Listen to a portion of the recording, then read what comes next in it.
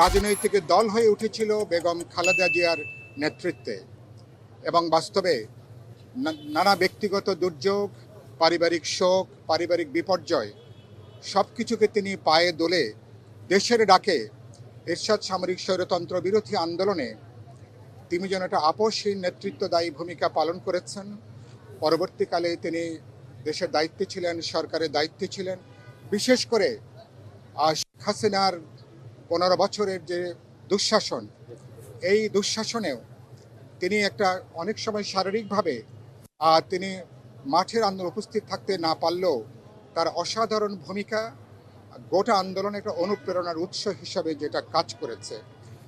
তিনি ছিলেন গোটা আন্দোলনের, তিনি এক ধরনের চালিকা শক্তি এবং আজকে তার এই চলে যাওয়াটা কেবলমাত্র বিএনপি তার চেয়ারপারসন বা তার অভিভাবককে হারায়নি, সমগ্র দেশ এবং জনগণ একজন আপসহীন ব্যক্তিত্ববান এবং যিনি গত কয়েক দশক ধরে যিনি বাংলাদেশের জনগণের গণতান্ত্রিক আকাঙ্ক্ষাকে তিনি নেতৃত্ব দিয়েছেন, সেরকম একজন নেত্রীকে আমরা আজকে হারিয়েছি। এটা কেবলমাত্র বিএনপির কেবল দলীয় শোক না, সারা দেশবাসী আজকে শোকাভিভূত এবং আমরা এমন একটা সময়ে তিনি আজকে বিদায় নিয়েছেন যখন আগামী ফেব্রুয়ারিতে জাতীয় নির্বাচন হবে। ফলে এরকম একটা গুরুত্বপূর্ণ দেশের ক্রান্তিকালকে তাকে হারানোটা এটা আমাদের জন্য গভীর বেদনার, গভীর শোকের। এই শূন্যতা সহজে পূরণ হবার নয়। কিন্তু আপনারা খেয়াল করবেন তার উপরে ব্যক্তিগতভাবে, পারিবারিকভাবে অনেক হামলা হয়েছে, বিপর্যয় হয়েছে। তিনি তার এক পুত্রকে তিনি হারিয়েছেন।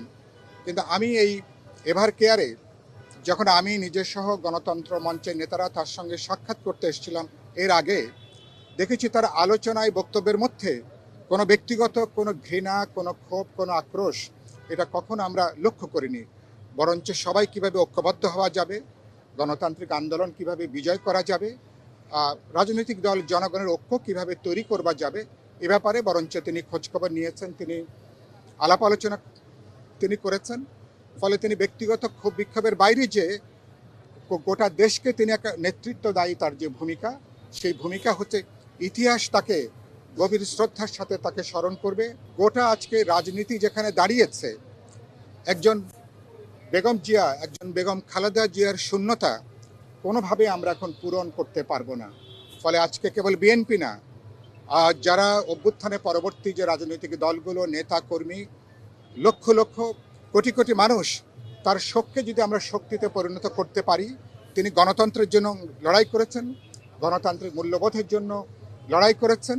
তিনি একটা গণতান্ত্রিক উত্তরণের জন্য বলতে পারেন সারা জীবনের তিনি একটা দায়িত্ব পালন করেছেন, ঝুঁকে নিয়েছেন।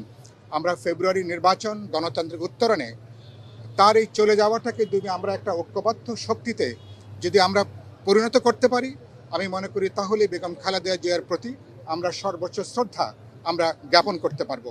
বেগম জিয়া তিনি তার লড়াইয়ের মাঝে তিনি আছেন।